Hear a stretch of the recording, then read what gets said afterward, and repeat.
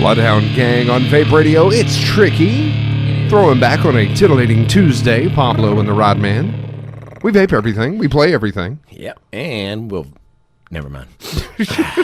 Anyway. There's a lot of everythings in there. Hey, you do what you got to do. You know? You do what you got to do. You do what makes it the wheels go round. We did on the bus. things. Yes, we did the things, Jimmy. Yes, we did the things. She's sorry he never did the foxtrot with a $2,000 a night hooker at a Paris nightclub. Shit, Jimmy.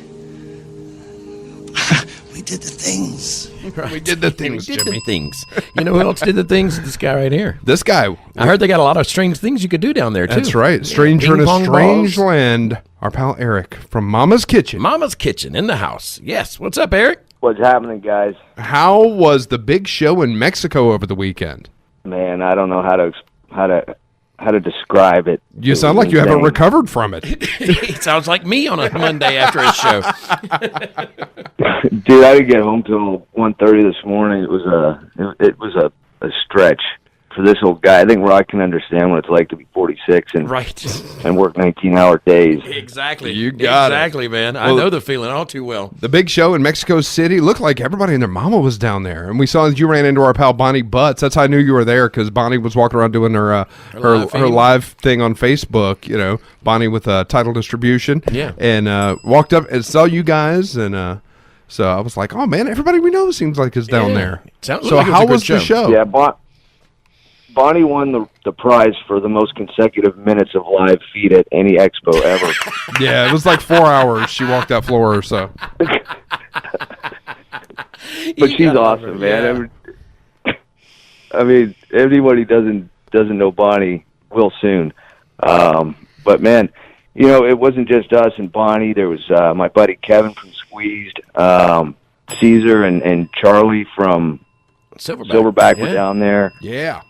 There's a bunch of us down there, and that's one of the phenomenal parts of this industry is no matter where you go in the world, you can run into your friends at one of these shows. That's true. That is true. I remember the very first time I ran into you was World Vapor Expo Miami, and I remember coming around and seeing the booth setup that Mama's Kitchen had, and just being so impressed with it because I go to all the shows, and it was something totally different, totally unique. Very professional, very, marketed perfectly. And you're like, there's no way that refrigerator still works. It piqued my curiosity. So that's when I got to know Erik and his team there at Mama's Kitchen, try their Eliquids and how great they were. And now it's been, almost a year, and 2 years later, who knows? It's been a minute. But, I mean, to see you, and you're going to all the vape conventions, you guys are just killing it with Mama's Kitchen. It's exciting to see, see somebody come in and do as well as you guys have. But rightfully so. You are good guys. You work really hard, and you've got a fantastic product there with Mama's E-Liquid too. Well, it's exciting for us to be able to, obviously do some of this international stuff, but also to be invited by our distro to be there. And the guys at Good Vibes who do our thing for us down in Mexico, they wanted us to be there to, represent our product for them. And, the people in Mexico are just phenomenal. They get a lot of bad press in the U.S., with the border crossings and cartel stuff and all that other thing, but 99% of the people there are just beautiful, wonderful people, kind and generous, and we couldn't have had a warmer reception. Well, what do you find, doing a show in Mexico? Obviously, there are rules and regulations on what you can do, what you can't do as far as vape products go. What do you see as the big differences? What really caught you off guard? Like, oh, we don't have to sweat that here. Or maybe it's something you did have to sweat that you weren't expecting. Well, the funny thing is, technically, vape is still illegal down there. But, and the ironic thing is the Mexican version of the FDA had their offices right across from the convention center. Really? But, you know how it is down there. A little bit of, I guess they had a meeting prior to the expo, and some things changed hands, and nobody showed up. So, right. Let's get back to those stereotypes about Mexico.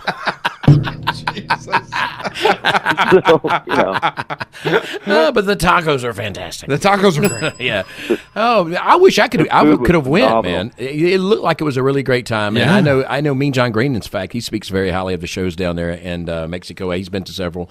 I would love to go to a show down there. That's really exciting, and to see the passion. I know I saw Bonnie posted up a video. Can you tell us a little backstory on the video, the guy that was talking about Mean John Green and what had happened with that? Yeah, his name's Cha-Cha, and we met him in Guadalajara last show there, which was at the end of June, and he really loved what we were doing.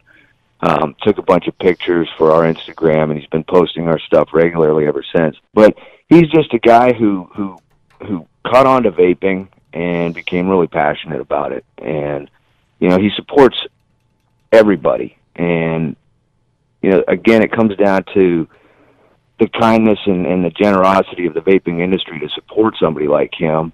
And he's just down there. It's not about as much about the advocacy, obviously, because they haven't had the challenges that we have had.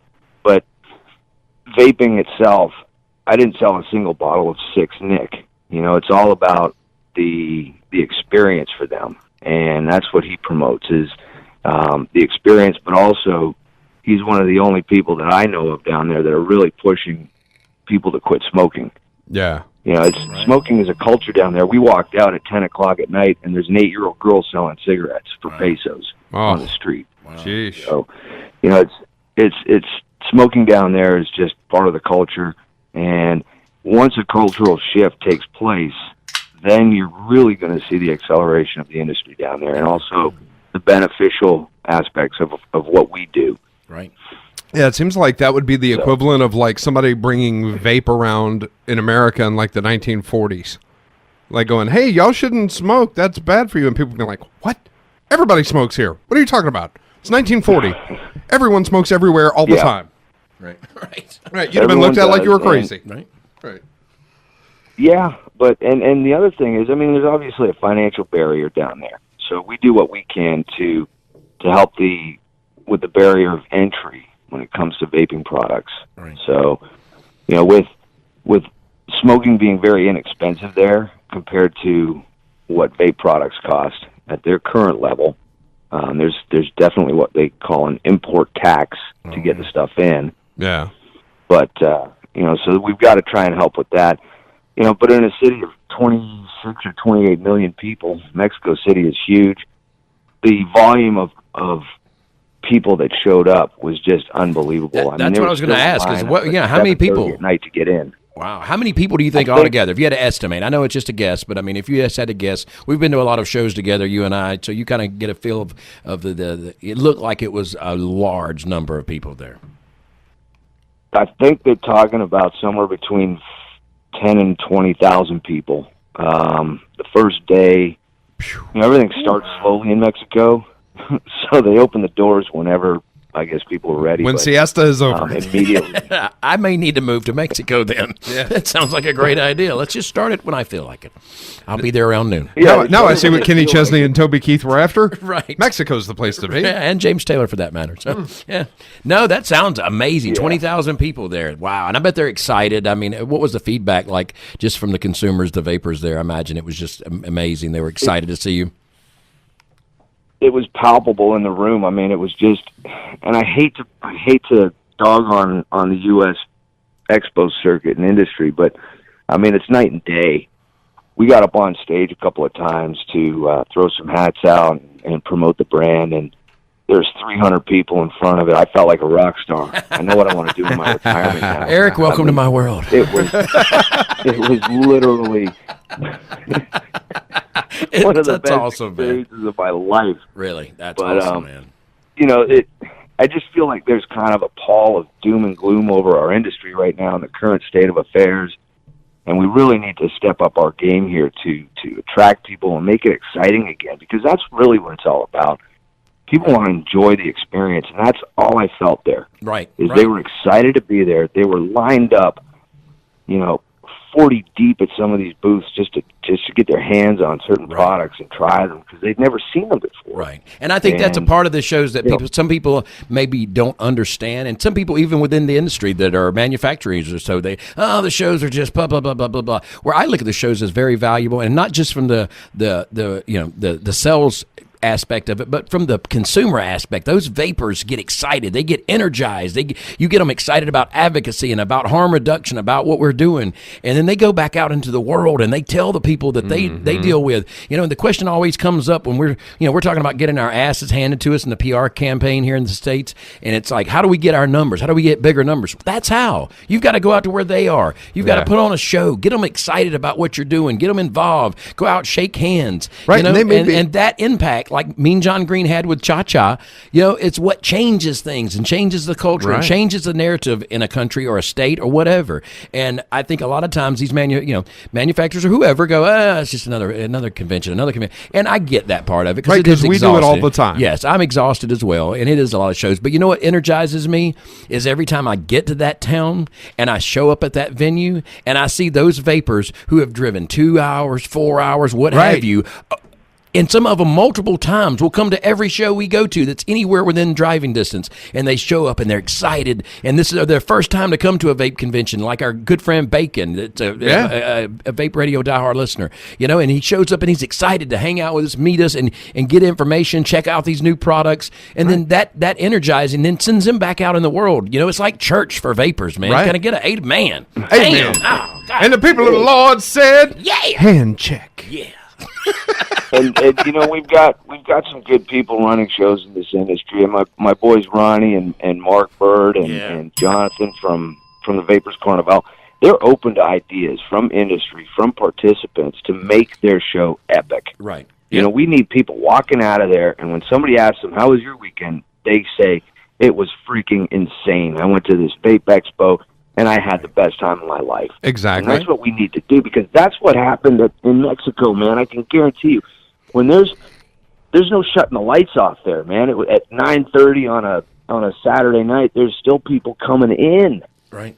Yeah. They don't shut it down until it's time. And Sunday, yesterday, closing day, we were still talking to people and putting product in people's hands at 7:30, 8 o'clock at night.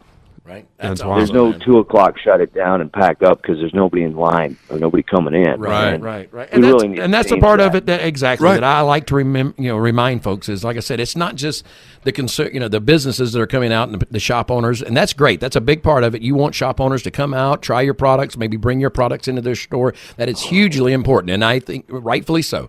But I think also there is another segment of the consumers, the vapors, that come out to experience something and to get something, and like I said, like church, to get fired up to go back out into the world and preach the message. Right. And that's part of what we do as well when we come to these towns. When we go to Lawrenceburg, Indiana, when we go to Bowling Green, Kentucky, we go to these places and put on these shows. It's for those guys too, and it makes me happy to hear that that's the kind of experience that you had there in Mexico. Well, and people like Cha-Cha who hey, I have no scene where I live. Right. We may not even have a proper vape shop in our town. Right. So you coming here, this is like me coming to the vape shop once a year. Right. Yeah. To load up, stock up, and get fired up. Imagine, I'm sure there's a lot of vapors out there right now hearing that going, they can't even imagine how that would sound like. No, there is no vape shop around you. Right. They come to town once a year and put on a show, and I go, and then I order stuff online. Right. Because there's nothing around here. Right. What about those people? They need harm reduction. And again, I applaud you guys going down to Mexico and putting that together and doing that show. So how was the reaction from mamas? Hey, how's the growth of the brand been?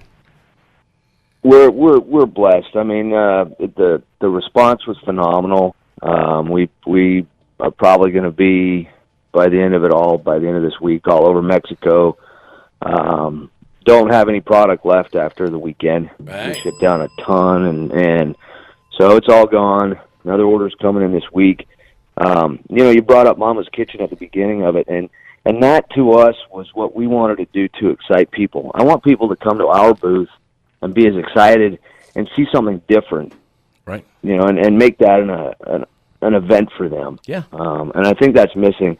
And Hector Becerra, my distro down there, is already making plans to build Mama's Kitchen in Mexico for the next show, because he can see it, that the response to something like that will be exciting. Right. Yeah. And I keep telling other manufacturers and vendors in the U.S., step up your game, man. These pop-ups are boring. Right. Come on, be creative and do something neat for the people that are coming and spending their time and their money to come and see you. Don't just hand them a bottle of juice and a mod. Give them an experience. Exactly. Exactly. Got to That's have a what we little do. sizzle with You know that what? We'd steak. love to bring the Vape Radio experience to the next show in Mexico. So maybe we'll put that together, man. That sounds like a good thing to do. So, man, hats off to you, man, for doing that. Like I said, all of you that went down to Mexico, Mean John Gray, all of Bonnie, everybody that takes part in that show. That's an awesome thing, and I think that's a very positive thing for the people in Mexico and vaping. Period. Yep. So.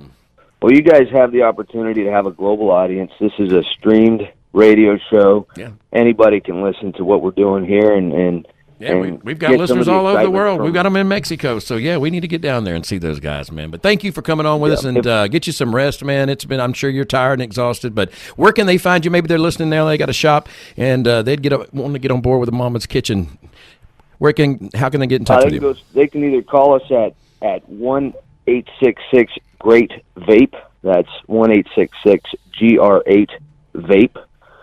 Or go on our website at www.mamaseliquid.com. If I could take 2 more minutes or even a minute, Sure. I just want to give a shout-out to the FSFA here in Florida. That's the Florida Smoke-Free Association. Nick. I got a seat on the board of directors there, so I'm going to be pushing that pretty hard, guys. If you guys are doing business in Florida, if you want to sell your products here, we've done a great job of keeping taxation out of this state.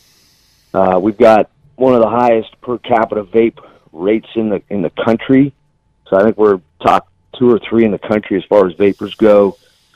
There's 700 shops, Nice. and we're doing the best we can to keep taxation out of this state. You're either going to pay it up front by subsidizing our taxes, or you can help us keep them out of the state and keep vapors vaping. So That's awesome, that's the man. Florida Smoke Free Association. Give us a call, support us.